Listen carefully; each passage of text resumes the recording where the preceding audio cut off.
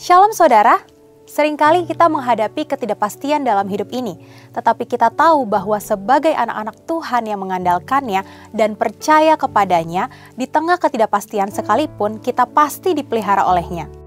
Diberkatilah orang yang mengandalkan Tuhan, yang mempercayakan dirinya pada Tuhan. Yeremia 17 ayat 7.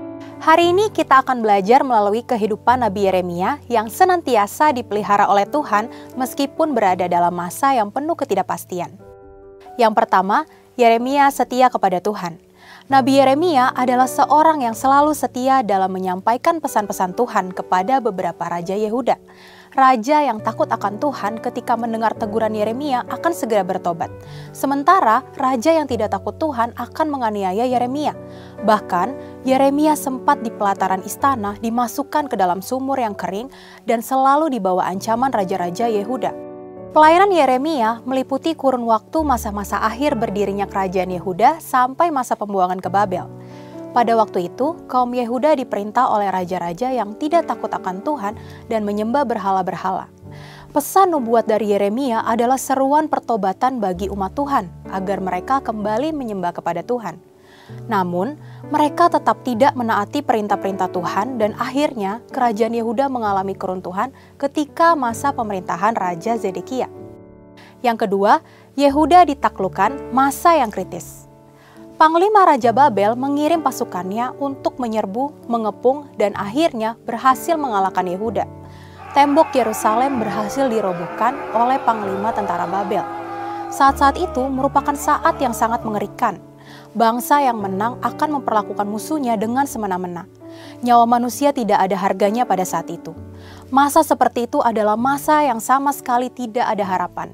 Seluruh bangsa Yehuda diangkut ke dalam pembuangan ke Babel.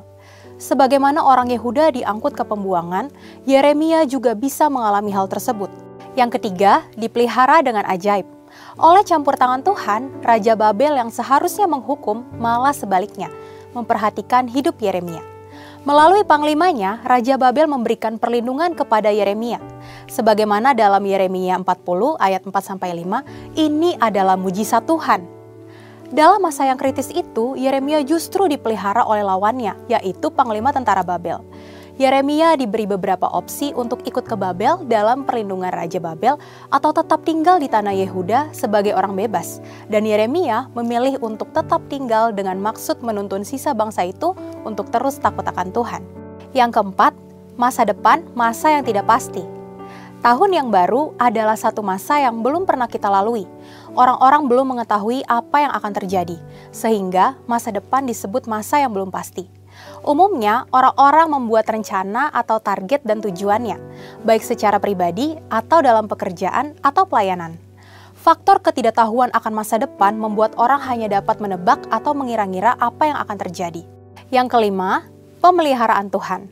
Seperti halnya Yeremia yang mengalami pemeliharaan Tuhan di tengah ketidakpastian, hidup kita juga ada di dalam tangan Tuhan. Dari firman Tuhan, kita mendapatkan janji-janji bahwa Tuhan akan terus memelihara kita. Situasi masa depan yang semakin tidak pasti justru memunculkan suatu perasaan bergantung yang luar biasa.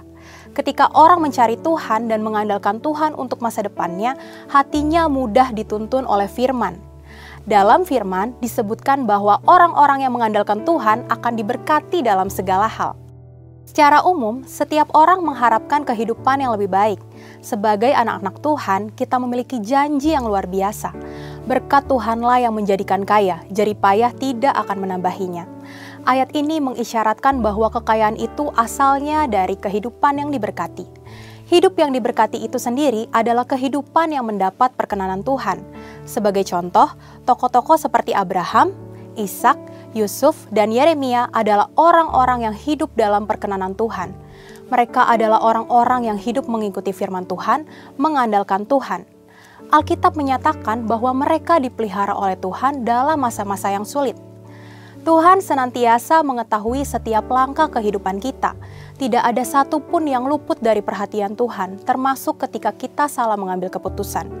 Firman-Nya menyatakan bahwa Tuhan tetap memelihara hidup kita dalam setiap situasi hingga rencananya yang besar terjadi. Yang diperlukan adalah hati yang terus tertuju kepada Tuhan dan mau dituntun oleh firman dan Roh Kudus. Terlebih di era penyelesaian amanat agung, Tuhan akan memelihara kita di tengah ketidakpastian sehingga kita dapat menyelesaikan dengan baik. Saudara, untuk penjelasan lebih lengkap dari tim teologi kami, silakan untuk buka link yang ada di atas atau scan QR Code yang tersedia. Tuhan Yesus memberkati.